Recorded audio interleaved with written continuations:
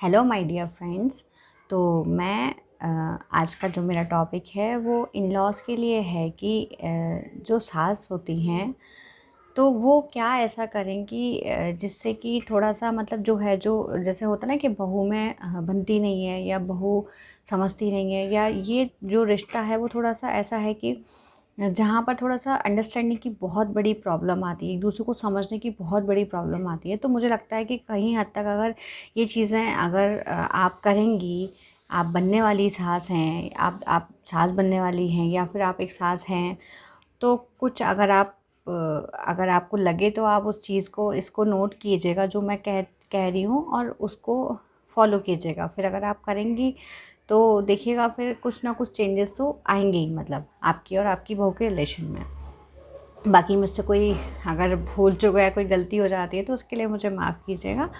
तो फर्स्ट है मेरा, माँ होती हैं, बेटे की जो माँ होती हैं, अपने बेटे की शादी जब वो करती हैं तो थोड़ा सा उनको ये चीज़ें हो जाती है कि यार अभी तो बहू का हो गया।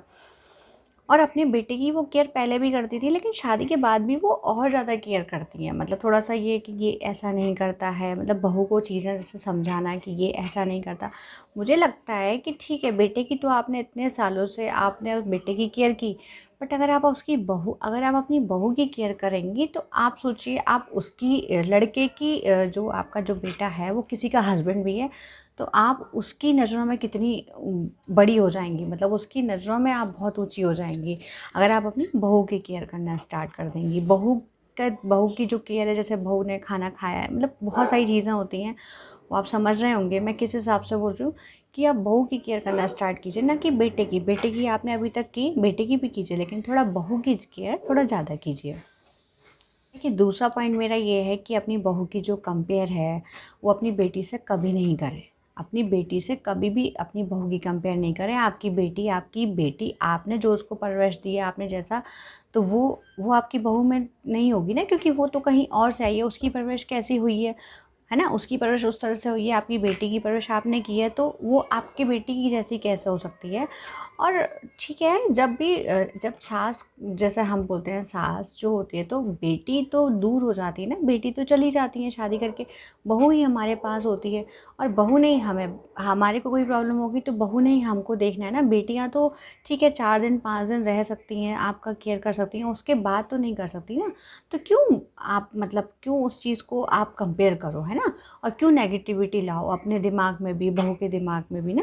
देखिए, third point is most important point है। मुझे लगता है कि जब आपकी बहू माँ बनने वाली होती है, जो वो पीरियड टाइम होता है उसको बहुत ज़्यादा केयर की ज़रूरत होती है, बच्चे होने से पहले भी और बच्चे होने के बाद जो 1 डेढ़ 2 महीने होते हैं वो बहुत ज़रूरी होते हैं, वो केयर के बहुत ज़्यादा ज़रूरी होते हैं। उसमें आपकी बहू को बहुत ज़्यादा एक पैम्परिंग की, बहुत ज़्यादा केयर की ज़रूरत होती है। तो अगर आप वो टाइम उसको उसमें देंगी, अगर आप वो टाइम थोड़ा सा उसकी केयर में कर देंगी, है ना, उसको थोड़ा खाने पीने से जो भी है, जैसे मालिश वगैरह, जिस समय बच्चे होते हैं, बच्चे का ध्यान तो आपने रखना ही रखना है, आप रखते हैं, लेकिन आप थोड़ा सा अपनी बहू की तरफ भी, अगर आप उस दिनों में उसकी तकलीफ़ को समझेंगे। देखिए, आप भी उस दौर से गुजरी होंगी, आपने भी वो दौर देखा होगा कि जब बच्चे होते हैं तो कितनी प्रॉब्लम आती है, एक एक लेडीज़ की बॉडी में कितने चेंजेस आते हैं उसके बाद।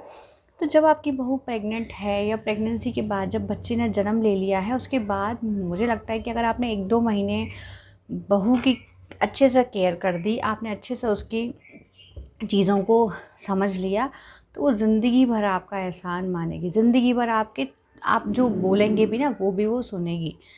अगर जो बहू है उसमें, कहते हैं ना, औरतों में दया है, औरतों में इतने गुण हैं कि उसकी गिनती नहीं की जा सकती है। दया है, त्याग है, ये सब चीज़ें औरतों में हैं।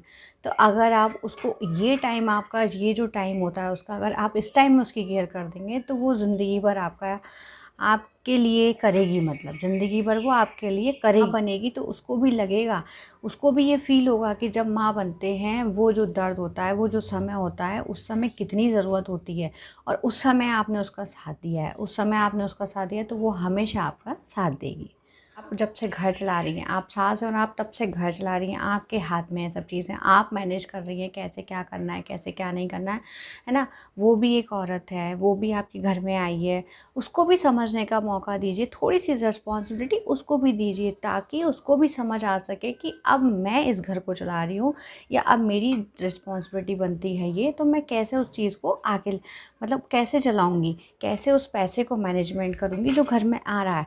बच्चों से, हेल्थ से, कैसे मैं उस चाहे खाना बनाना है, क्या रूटीन है, क्या होना चाहिए, तो उसको भी लगेगा कि मैं एक हिस्सा हूँ, मतलब मैं इस घर की भी, मैं भी एक इस घर की सदस्य हूँ और मुझे भी ये हक होना चाहिए। तो थोड़ी-सी रिस्पॉन्सिबिलिटी उनको भी देना शुरू कीजिए, जिससे कि वो उन्हें लगे कि हाँ, हम इस घर का हिस्सा हैं और हमें भी इसमें मतलब उस चीज़ को फिर वो समझे। को सुनने में लगेगा कि बुराइयाँ मतलब अपनी बहुओं की बुराइयाँ हम किसी से करते हैं।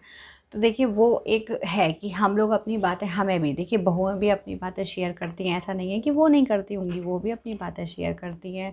उनको भी जहाँ लगता है तो वहाँ वो बोलती हैं। तो सासों का भी हक बनता है कि सास भी अपनी बहू की, अब वो चाहे आप किसी से भी कीजिए, जैसे आप करते हैं ना अपने रिलेटिव से कीजिए, किसी से आप करते हैं, लेकिन आप ऐसे इंसान से मत कीजिए जो मतलब जैसे आप, एक तो होती है बुराई, एक होता है कि अपने दिल की बात कहना, एक होता है कि घर में क्या चल रहा है उस चीज़ पे, है ना, थोड़ा बहुत जो नोक-झोंक हो जाती है या किसी को किसी की बात बुरी लगती है तो सामने इंसान नहीं बोल पाता है ना।